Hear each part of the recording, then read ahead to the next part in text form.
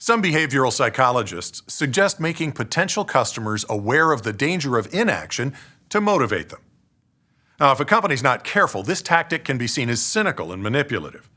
The danger of inaction. That's what we're talking about with consulting psychologist Jim Lynn.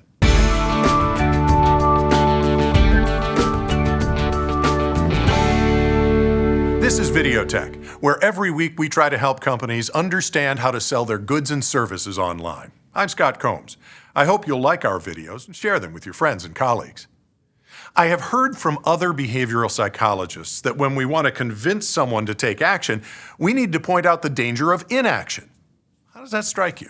It's an interesting question. I mean, because when part of the danger of it, and why is there inaction? Some people talk about resistant, the resistant customer or the resistant clients, and another way to reframe that inaction is that another way to look at that is there may just be some ambivalent. They're ambivalent about should they buy this, as opposed to resist. See, think about that. That's a different way to think about the customers, not wanting to make the decision, being resist. They're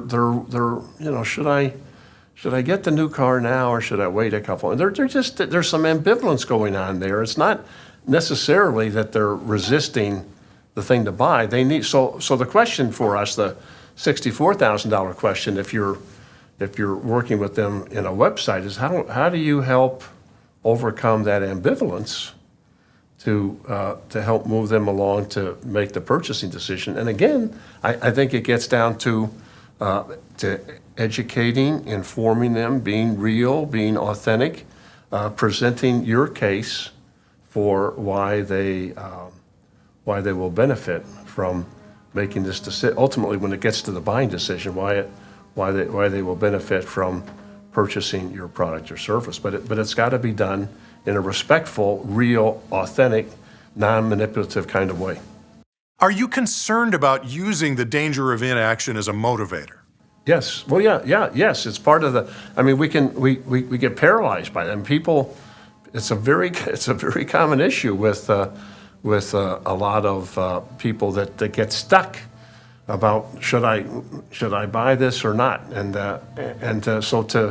but again, you need to be careful. I think about how you challenge them with that, because you can sometimes just drive them into more resistance as opposed to breaking free of that. So you need to be tactful, careful, and respectful.